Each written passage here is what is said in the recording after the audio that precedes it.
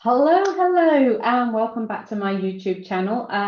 Today I wanted to have a little chat about what we're experiencing inside our agency of the most in-demand services for virtual assistants in 2024. This is in the UK. So in our experience, still the generalist VA is the top most required support. And when I say generalist VA, it's really just general admin. So that's the good news. The good news is that most people have got these skills to bring to the table before they've done any other CPD to further their knowledge.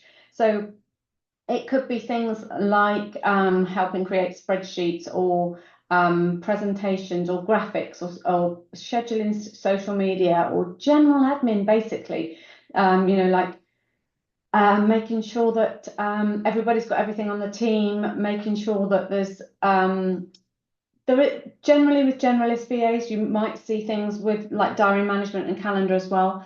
But that is what I'd say is the second. That and EAPA are the roles that are the most in demand. So some people come just for the EAPA kind of role, and that's all the support they need. They just want somebody going in their inbox, making sure that they're flagging, any actions that they need to do, and they don't want to drop a ball. Basically, it's like in and out the inbox several times a day. So that's the EAPA role. That's definitely in demand as well. So the generalist VA. Sometimes they're lumped together with the EAPA kind of role. Sometimes the EAPA role is, is just standalone. People do just want that. And so I would say the EA role is something that's a bit more specialist. Sometimes it's somebody who's a right-hand person to the CEO, who's all over the business, who knows what's going on and helps keep all the balls in the air, helps the CEO keep all the balls in the air. Whereas, just the general diary management or moving things along or flagging things in the inbox might come, it's a PA kind of role, but it might come much more hand in hand with the generalist VA type of work, the admin support, office manager type of thing. Another role that we're seeing a lot of demand for is the tech VA.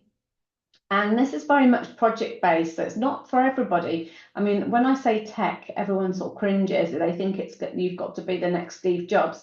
Well, you don't. Really, the tech VA is a lot of the software that we're using now on the online space is very intuitive, very user friendly.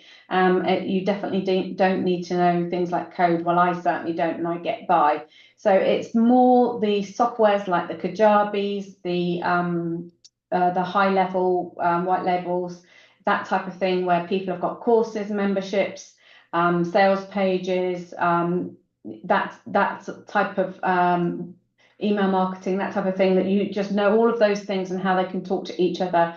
And so it's like helping to build out funnels, or it's helping with the course management, uploading courses, uploading videos, troubleshooting issues for anybody that's on the course, that type of thing. So the tech VA is that's in our experience. Of course, you can be a lot more techy and do a lot more support and do bespoke websites as well if that's what you would like. But that's not what people come to us for. People come to us for that support of the softwares that are out there, having them talk to each other, setting them up so that they can sell their products or services in whichever in a professional way. So we're seeing much more demand for the tech VA.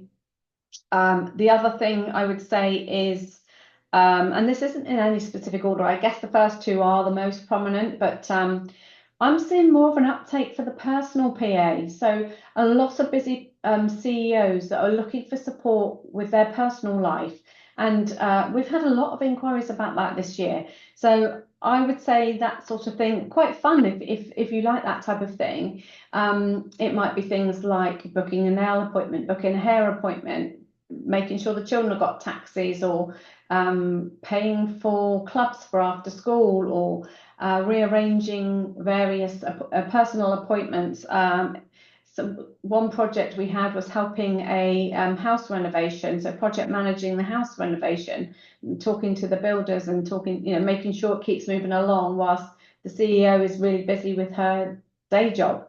So there's definitely a bit more of an uptake in the personal PA kind of work. And I know a lot of VAs like to specialize in that and just focus on selling those services. So that's nice. And it is a really fun thing to do if you enjoy doing that.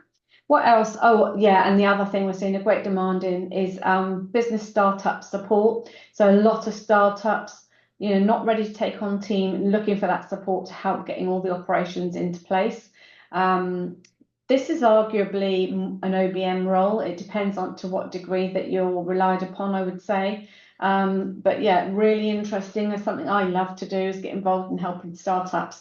There is risks around that though, because they don't have guaranteed resources to be able to pay you on an ongoing basis for longevity. I'm not saying they're not going to pay your invoices, because that's not been my experience.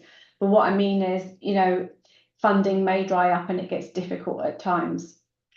But that's what they use a VA for, is so that they've got that flexibility of the 30 days notice. So if you like doing that and getting excited in an early project and helping the CEO getting everything, all their ducks in a row in terms of operations, that's really, I love it. It's really fun.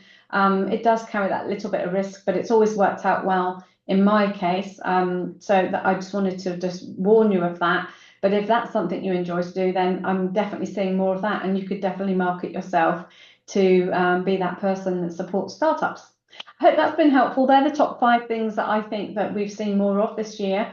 So I hope that's helpful. It might have just piqued your interest in something. Maybe you'll just go and look into something a little bit more, or maybe you'll offer a new strand to your business. Okay, that's it for now. Cheers.